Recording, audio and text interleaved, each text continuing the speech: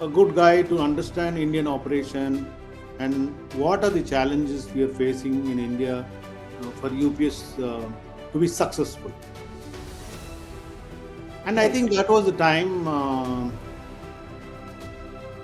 I would say in 2000, the express industry was transforming in India. Earlier to 2000, all the foreign companies, be it DHL, FedEx, Hmm. UPS, or TNT, Hmm. were operating in India but through an agent. Fraud by Mulura Translines went undetected for months due to weak vendor audit controls, and it caused a lot of legal and reputational fallout. Now, with your deep experience in large scale logistics,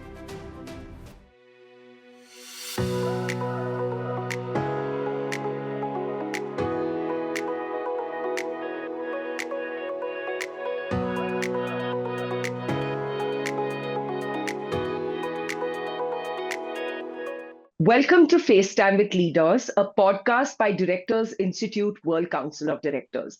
I'm your host, Priya George, and on this show, we get candid with some of the brightest minds in business, leaders who've steered change, redefined industries, and stayed human through it all.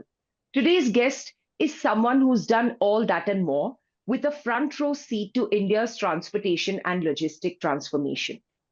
From leading national operations at UPS and Mahindra to founding TransportMitra, a pioneering venture dedicated to the welfare and upskilling of truck drivers. Mr. Selvan Dasaraj has not just navigated the roads, he shaped the very systems that kept our country moving.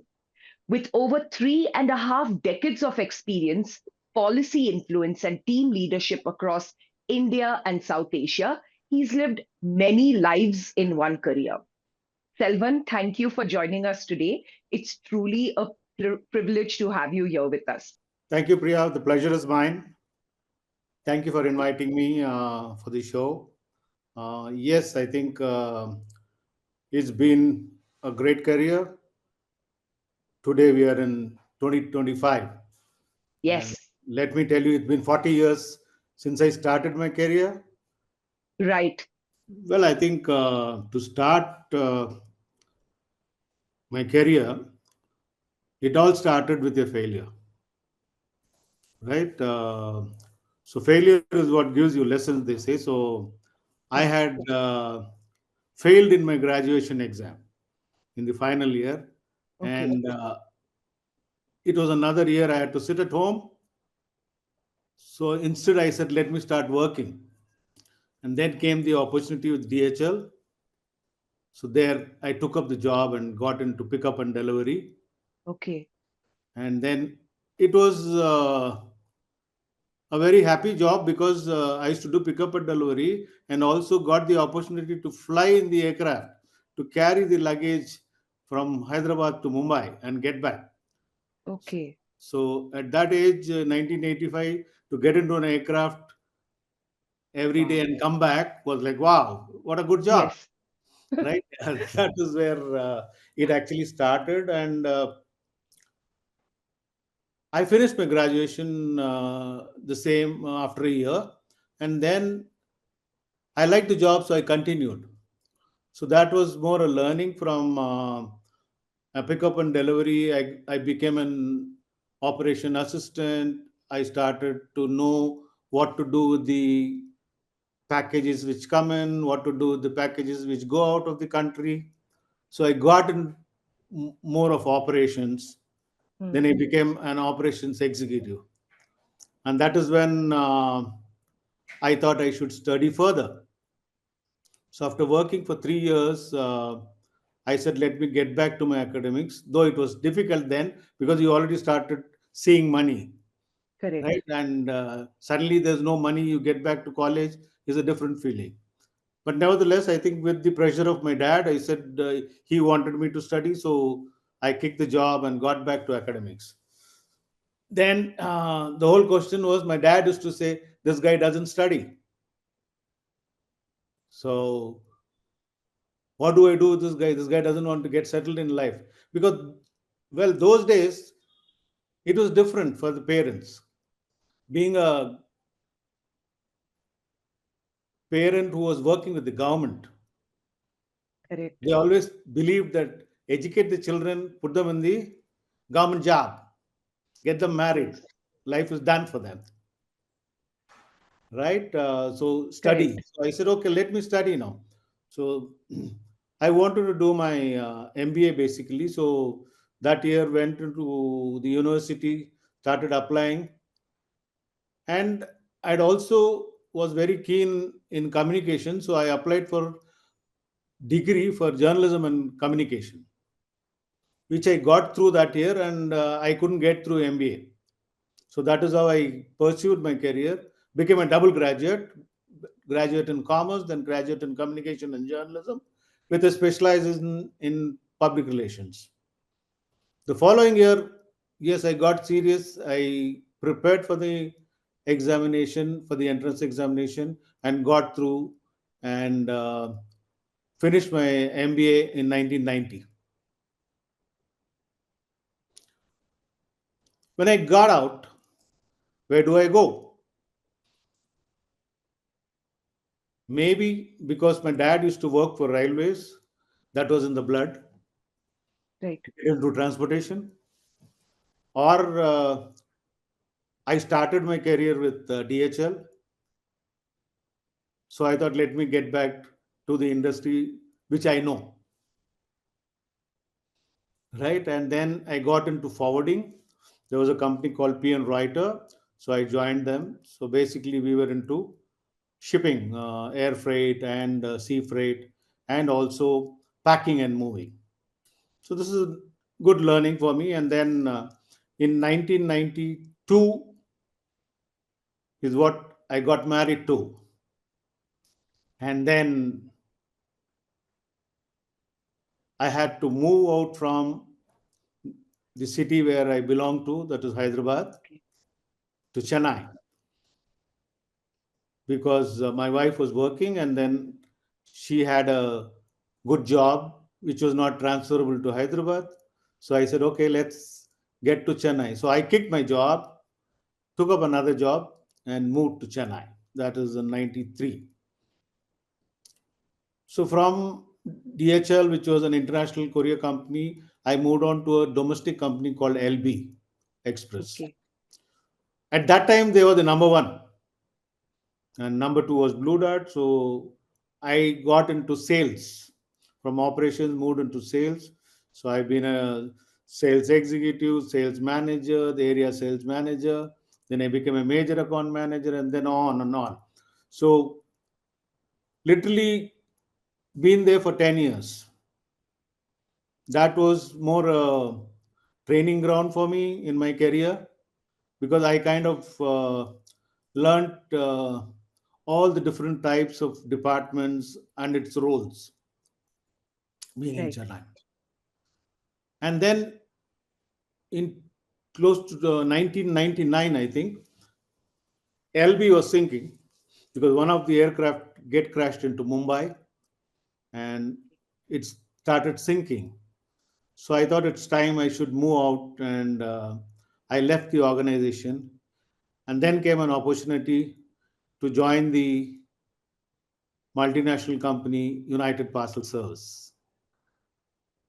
UPS. One thing common, or one thing known between the LB and UPS, was that LB was the agent for UPS in India. Okay. So the LB was a domestic courier company selling domestic products, and since they were the agent for UPS, we were also selling international. So you had everything on the platter, right from a domestic express air service to ground service to international air service and an expedited service. The whole gambit of courier services was available. Well, it started well since I had learned various departments job, like sales, operation, credit control, customer service, etc.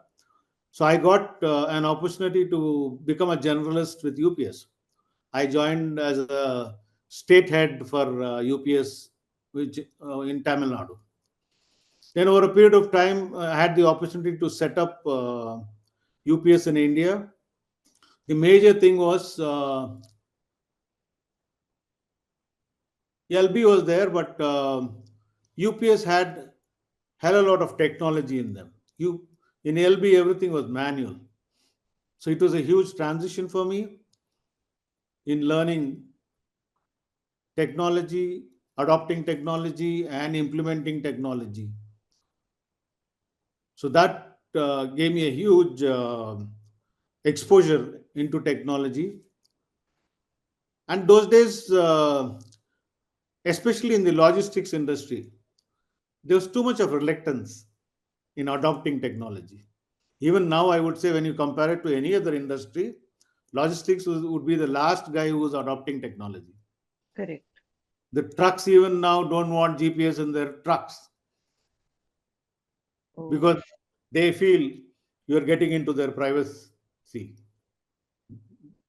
Because once a truck driver gets into the truck, he's a Raja.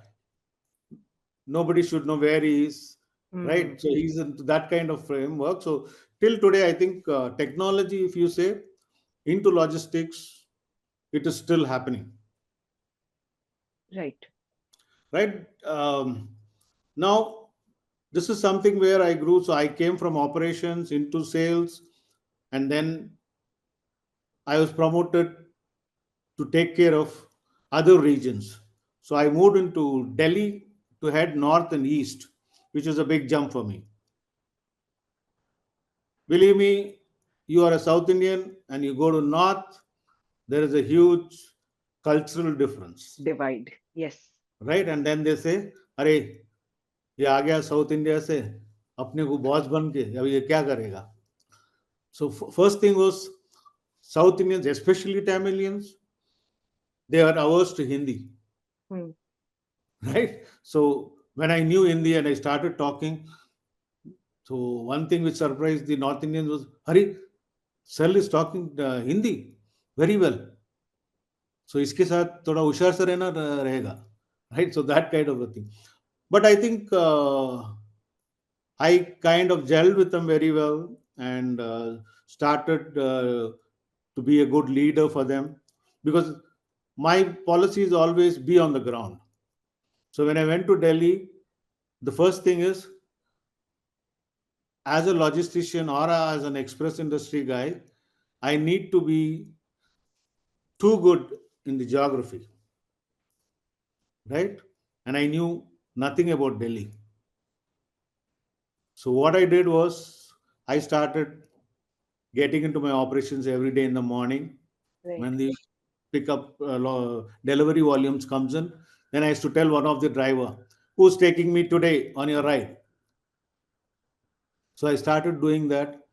And believe me, in UPS, there's a culture that even if you're an MD, you cannot go in your suit and sit in the vehicle. You have to wear a driver's uniform. That's Yes. the culture globally. Hmm. So I stitched my uniforms, and for the first 3 months, I only did that. I never attended the office. I just got into the van and went. So one big thing was I got fully accepted my ground team, which is the drivers. They all said my Hmm. boss is coming with me every day. And in UPS, it's a culture. How else will you learn the business? If you go on your pickup and delivery, you know the business, right? Because in express industry, the business is pickup and delivery of packages, right? There's nothing else to it. So I learned the geography of Delhi. And after I think a couple of years, I would know more of Delhi than a Delhiite because Hmm. I've been traveling up and down. Correct. Right. So then I did well taking care of northeast. So I had taken care of south, then north and east. West was one region which I had not taken care, but I was fortunate enough to get promoted and take care of all India operations. So that was a great opportunity. And One other thing which was a big learning in Delhi was I was a great guy in operations, always grounded. I'm a good guy on the network, creating network, etc. But what I learned when I went to Delhi was UPS aircrafts were landing in Delhi. So that is some experience, exposure which I never had.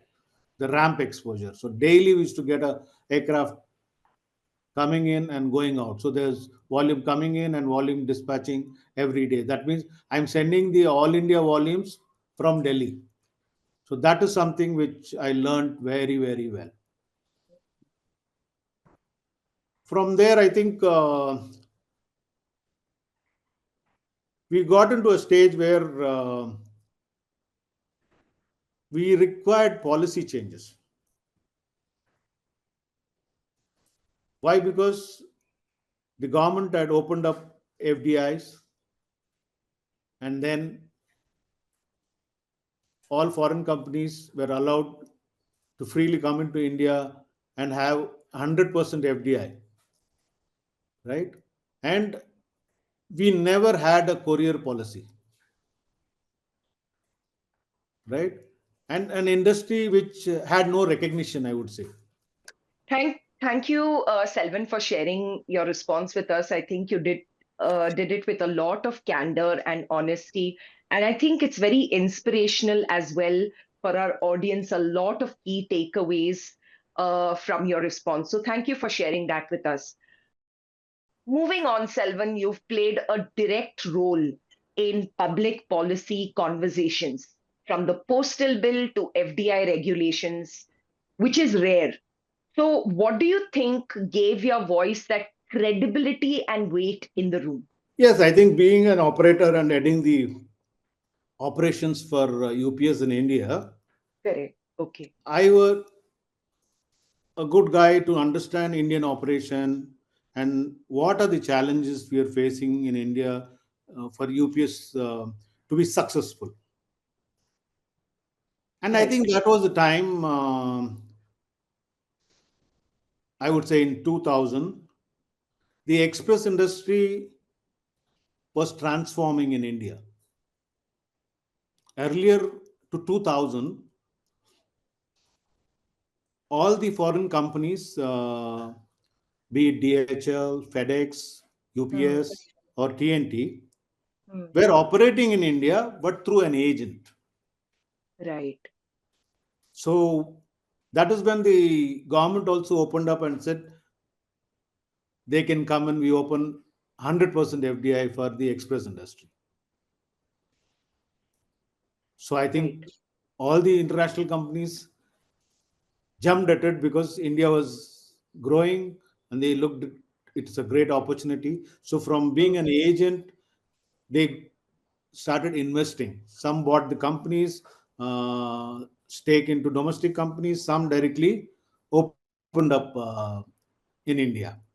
I think the Hmm. first one to come in was TNT, and then followed by FedEx, then DHL, and Okay. UPS was the last company to get in. All right. So suddenly, when they opened up 100% FDI, all the companies jumped in, and then came a problem Hmm. in 2005. India Postal came out with a draft postal bill restricting the express companies FDI to 49%.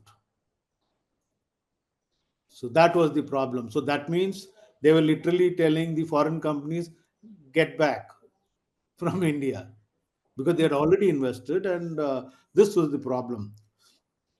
And the postal draft postal bill was in its peak.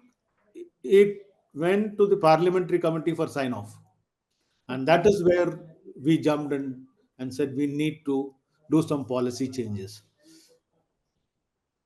So I think one company going and fighting wouldn't make it. So we already had a federation called EICI, Express Industries Council of India.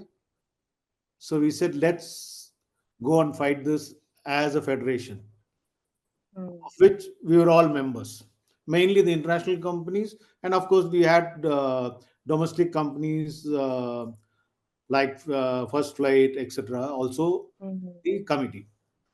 So we went and met our postal team and said, this is not right. So, firstly, when we looked at the postal bill, the basic problem of the postal bill was the postal department felt they were making losses because of the express company's growth in the country. Otherwise, Mm. all the letters, packages would move through India Post. Now, these courier companies have taken away our business. Right. And that is the reason they wanted a restriction of 49% FDI. Right? And the other thing was they said courier companies should not operate in the document segment, that is up to 300 grams packages, which is called a document, Okay. should not be handled by the couriers. So our first step was to tell the parliamentary committee that they have made a postal bill, and who is it? Who is the postal bill affecting? It is affecting the express company, Mm.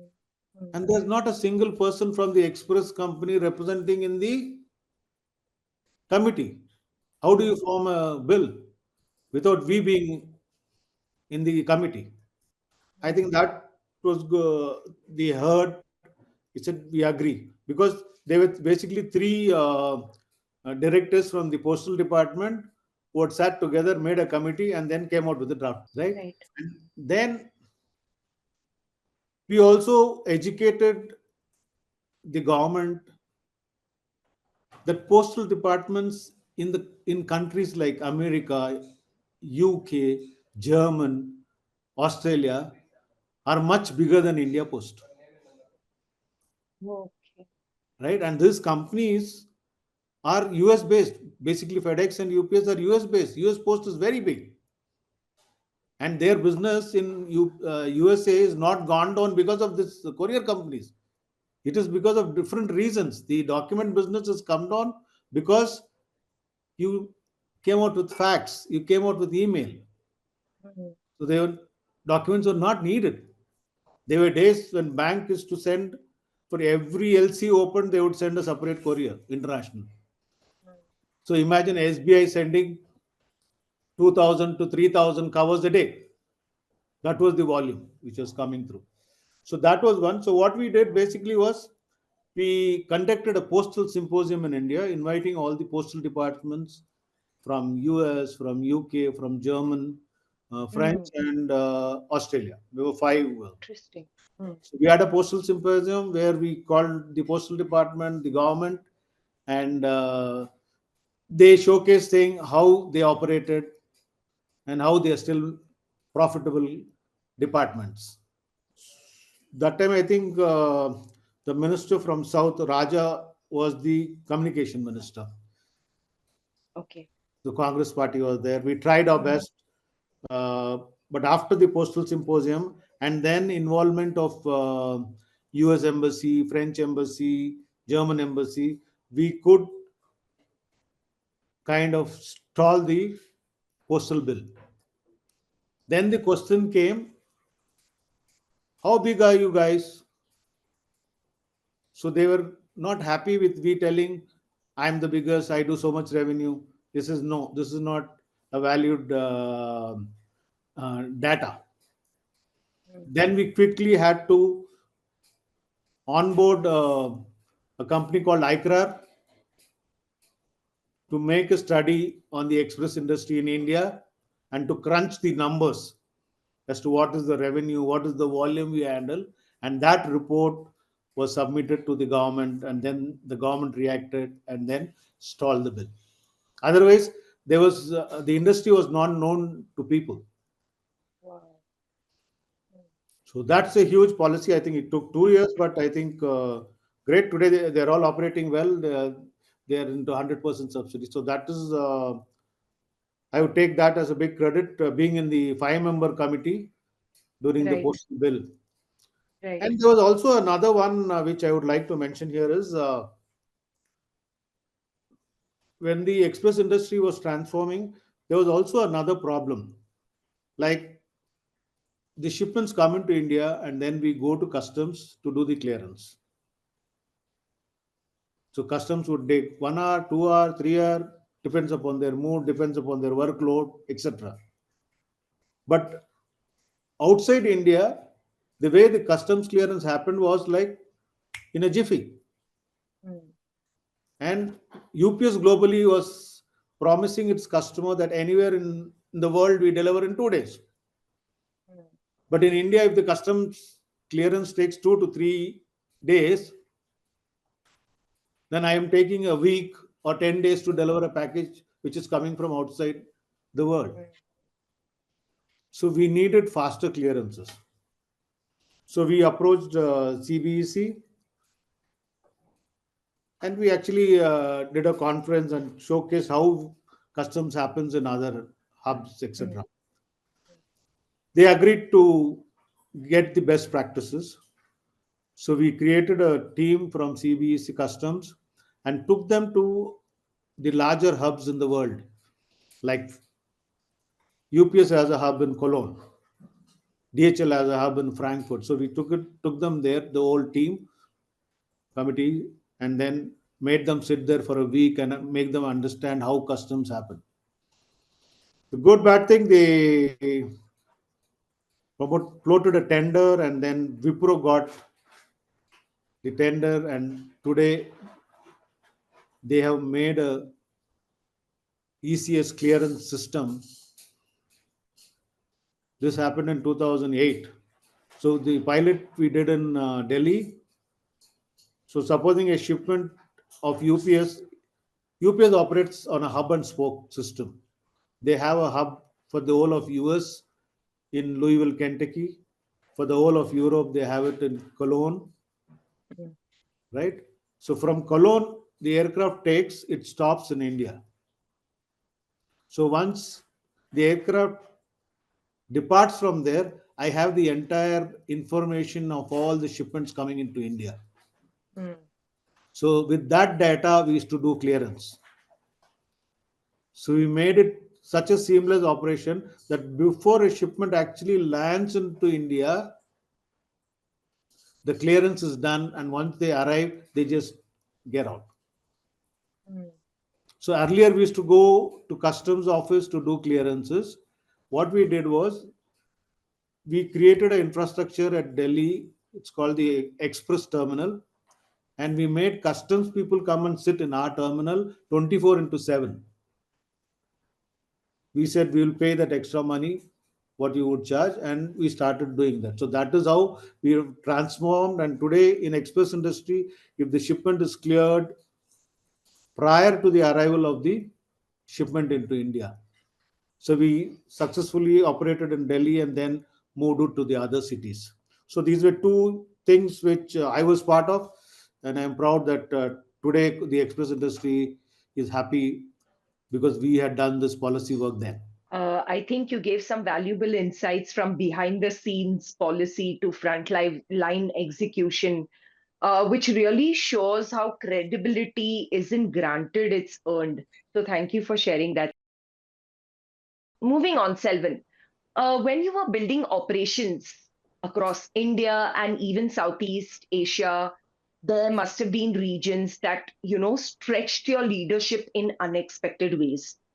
Which one experience tested you the most, and how did you deal with Yeah, I that? think it's a good question. There were days, those days, when be it a person going out of the country or a package moving out of the country, the only infrastructure available or created was in Mumbai. Okay. So a person going for studies or gets a job, he had no connections other than going to Bombay and then taking a flight from there and going abroad. So similarly, a package wherever it is picked up, say it is picked up in Cochin down south or in Calcutta, these packages had to be transshipped to Mumbai, and from Mumbai We had to do custom clearance and then move out. Mm.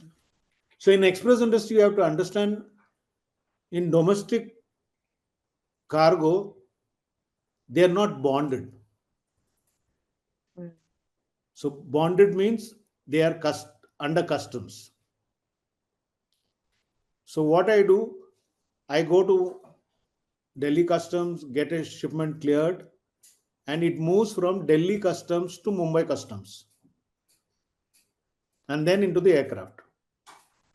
So since it is a bonded thing, without clearance, it will not be out. Correct. So that was a big challenge. We were losing time.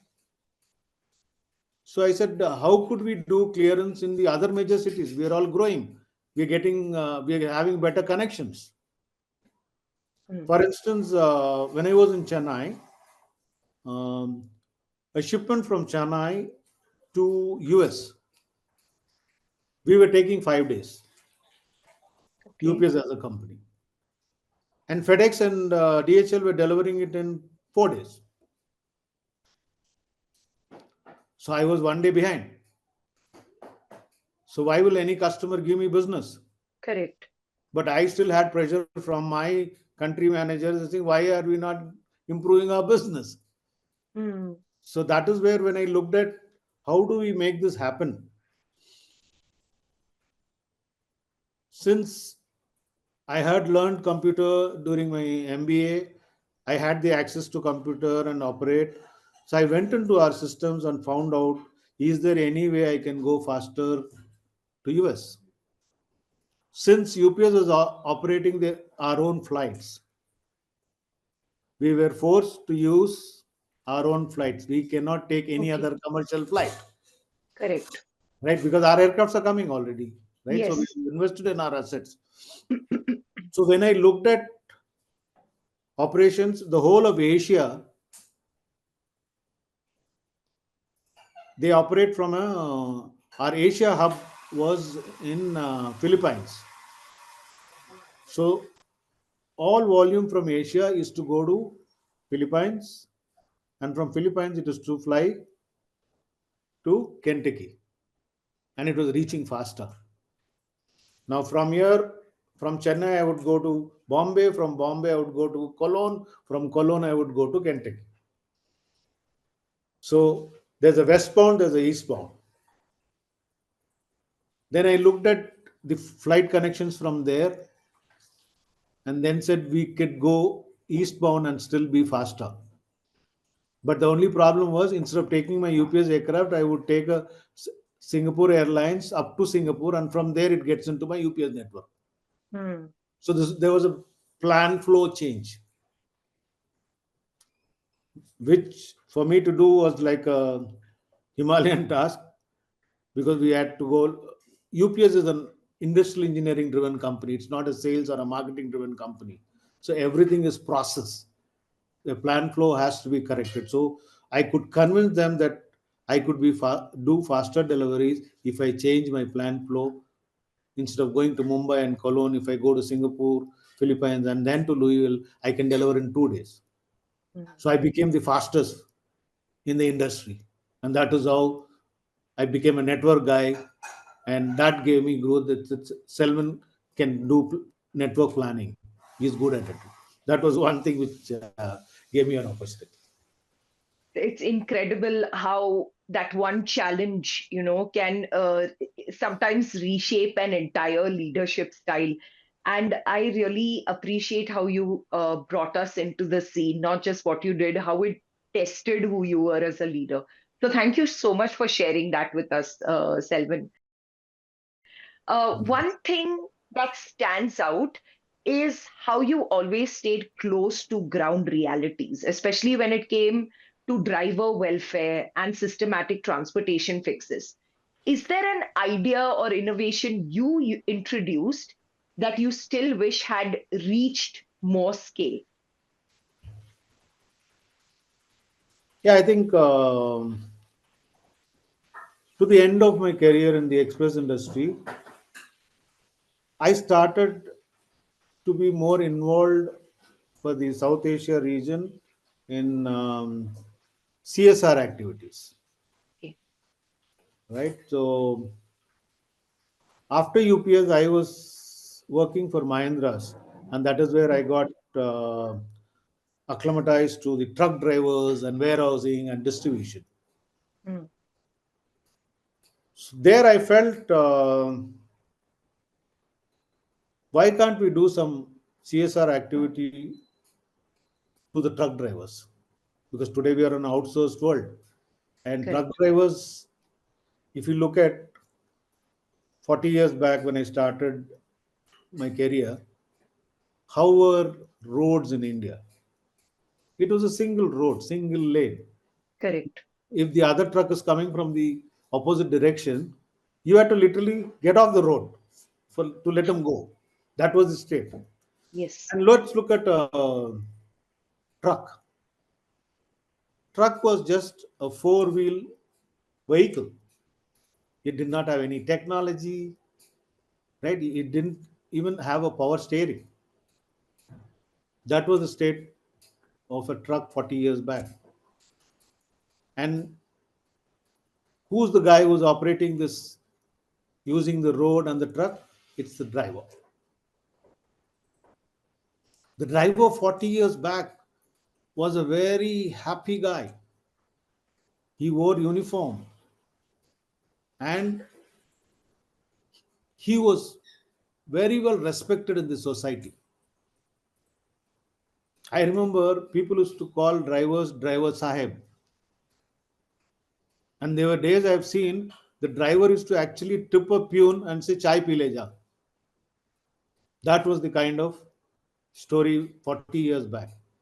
But today when you look at it, look at the roads. From a single road it has gone to 8 lanes, Mm.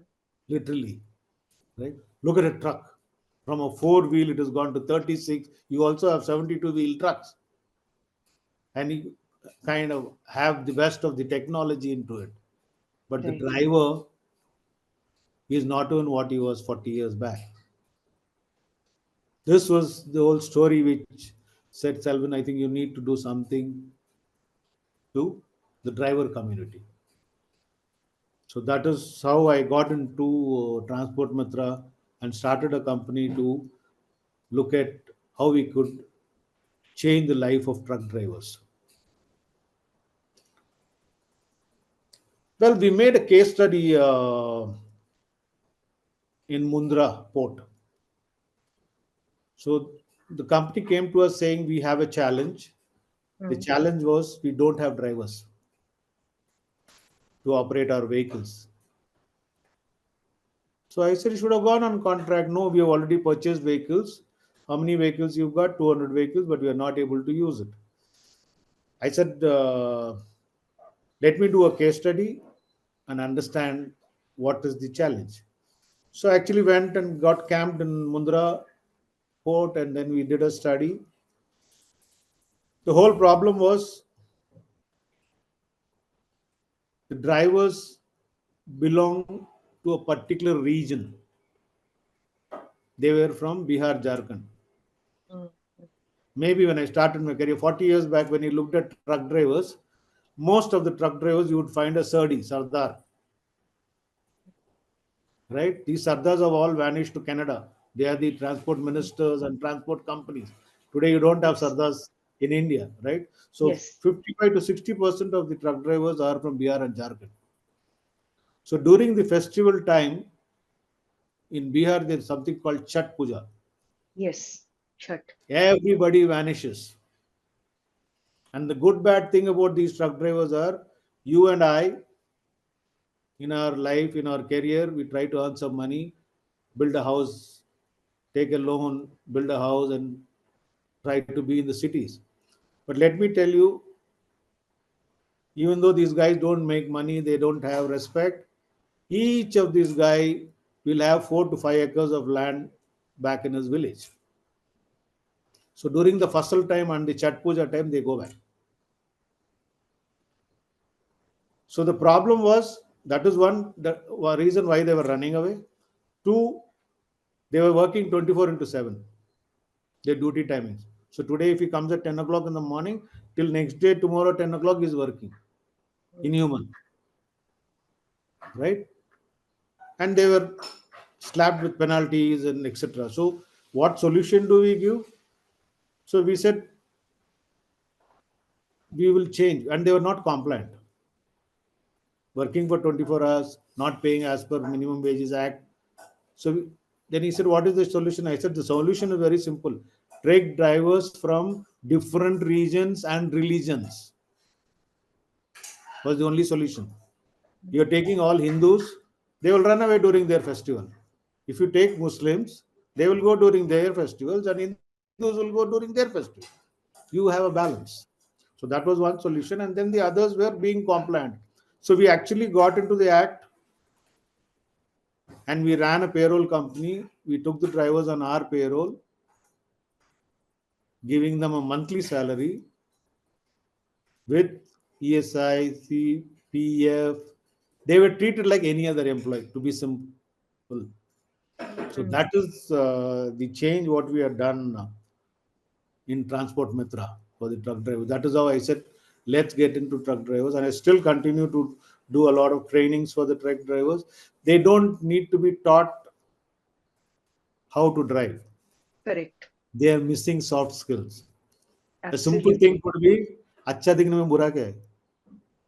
Mm. Because no, on nobody's, none of the drivers' face, it is written that he is a driver, Correct. right? So the way you dress, the way you behave, is what you are. So that is the change we're trying to make. So that is how I got into it. I still continue to do consultancy. I was just back from JNPT, also trying to do some activity with the drivers, basically a driver engagement. I can't imagine the number of lives that this must have, your initiative must have Let me tell you, impacted. I have trained more than a lakh truck drivers as of today. Wow, that's that's something. Absolutely. Right. And I think it is a part, it's a section, like you mentioned, in an organization. Logistics is something that, people think about last in the order of business. And more so, like, all involved in transport, like you mentioned, truck drivers. So I think it was a very stirring reflection. Um, so thank you for sharing that with us. Sometimes the ideas that don't scale, but they, I'm sure, still leave a deep imprint on systems, on people, and clearly on leaders like you. So thank you for that, Selvan. One thing Selvan, is, the corona yes. came and then we had to wind up because companies were not willing to spend. Mm, The same corona has made a lot of companies realize that today without drivers we cannot run our business. For, agreed, for me it was a closure, but for people it was an eye opener, saying we have to treat our drivers well, right? agreed. Absolutely. Selvan, we have a very fun section called the rapid fire round. Mhm. And as you may know, I will ask you a question, and you just say the first thing. Your answer should be very short, maybe in a word or a few words, depending on the question. So, are you ready? Right, fire. Okay, so the first question is one word your team would use to describe you. They used to call me Dada. Okay, Dada. Well, let's go to the next question. First job you ever did and one thing it taught you. You did mention it, but if you could just mention it again. Yeah, I think the first job I did was pickup and delivery, and what it taught me is to always be grounded. Grounded. We'll take that. Absolutely. One Indian dish that instantly lifts your mood. Wow, that's a Hyderabadi biryani. Acceptable. Absolutely. And I also cook. Okay. Okay. So another feather in your cap. A book or a movie or even a quote you keep going back to. Anyone. A book, movie, or a quote. I think being in the industry for 40 years, World is Flat by Thomas Friedman is a book which I would like to go back anytime, because the world is getting Okay. shorter, it's getting flatter. Yes. Makes sense. Okay. And the last question would be if you could tell yourself one thing right now, what would it be? I think being an operator, I repeat what I've said earlier. I think always be grounded, work bottom up, not top bottom. Okay, very, very valuable piece of advice. Thank you for that. I'm sure I enjoyed it. I enjoyed asking you questions and getting your responses, and I hope you had a good time answering them too. Selvan, moving on to governance. A recent 6 crore rupees invoice fraud by Mulura Translines went undetected for months due to weak vendor audit controls, and it caused a lot of legal and reputational fallout. Now, with your deep experience in large scale logistics and vendor management, how can companies build stronger guardrails to prevent such lapses in high volume networks? What's your take on it? SP, I agree totally with you. I think governance gaps are Mm, big in the logistics industry. I think to answer this, let me get back to my career right, again. right. While I was in Mahindra Logistics, so all my life I was moving cargo, Okay. and suddenly I got a job where I had to move people. So it was called people logistics. I never knew that there was a people logistics. So I got into it. Mahindra was into this business. So they were basically into employee transportation. Mm, So the company had problems and they wanted to transform. So that is how I got in. And when I went in and saw one, the business model was totally an outsourced model, 100% outsourced model. They did not have any of their assets. They were hiring and they were operating third party logistics. So when I went in, I looked, all your vendors are outsourced. So when a vendor, a customer, and your team are hand in glove, when I went in depth and did everything was manual operation, and people were just making money. So employees suddenly, if, in an IT company, when the shift gets over, they come. So I come down, I say, I'm going to Whitefield.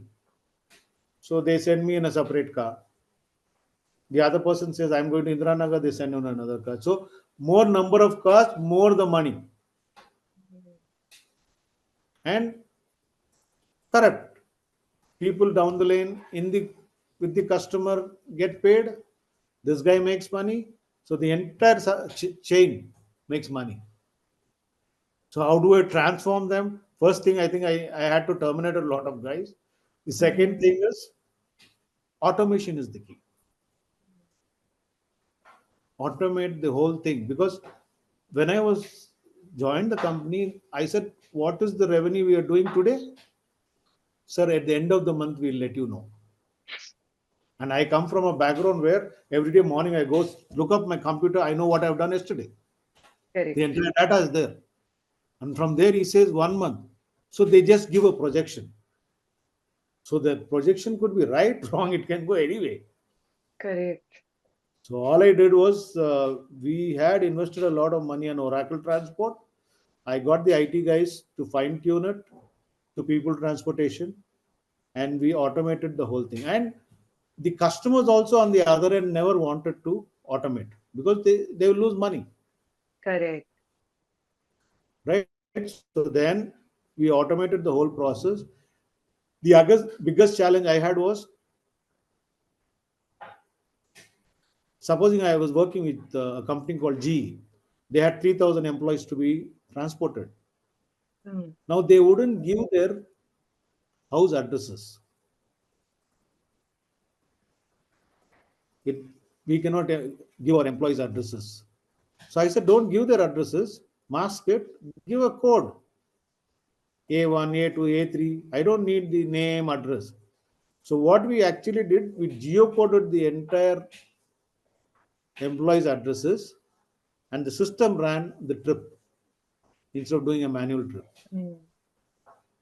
There ends the story.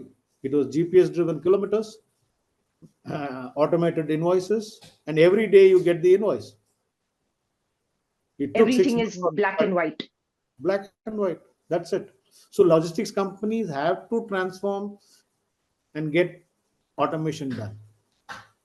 See, one thing is what I have learned in these 40 years is you put technology, close your eyes, it'll give you 15-20% efficiency. Leave about governance and compliance, right? It gives operational Correct. efficiency 15 to 20%. Agreed. So that's Agreed. been my experience. I think yes, we are still learning. People are moving. I think it is very important not to just make money, right? To make companies more responsible is what I feel. I should add value now after the age of 60. Right. But you still continue to do so. And I think you have done that a lot. And I'm sure you will continue to do that. Yes, I think Uh, I would love to be up to Absolutely. running. Yes. Yes. And I think the anecdote that you narrated, I think the approach was very simple but extremely effective. And I'm sure as a leader, you must have had to take very difficult decisions when you talked about, terminations and all of that. So thank you for sharing that with us. Like real governance isn't about policing, but also building trust systems that, that can withstand the test of time and pressure as well. Absolutely. Selvan, you recently joined Directors Institute. So, what inspired that decision, and how has the experience helped you evolve or reflect differently as a leader? Yeah, I think one thing is in life, what we do is whatever experience we gain, Hmm. right? That's the baggage we carry. That's the learning, right? Correct. So when something came up like this, I said there's more to learn. Whatever I've learned about governance, about CSR, etc., is through my job Hmm. and maybe in a particular industry, right? But there are so many other industries. How do we operate? That is when I said, okay. Plus, I think the biggest advantage was this was online. Hmm. I can log in anytime I am free, get it going.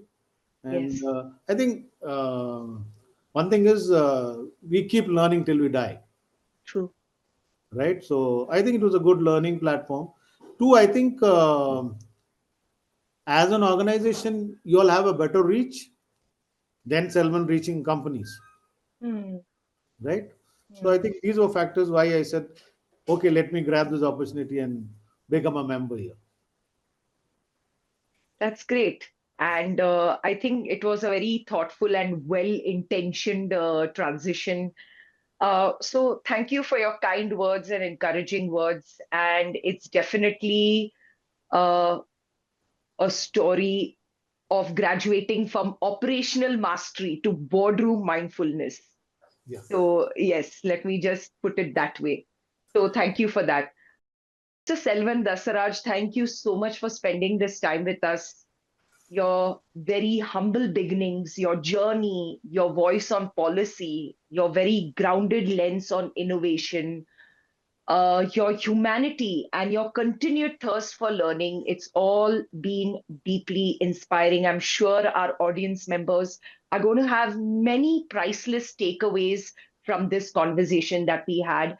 So, thank you once again for joining us on FaceTime with Leaders. Thank you, Priya. Pleasure is mine. Namaskar.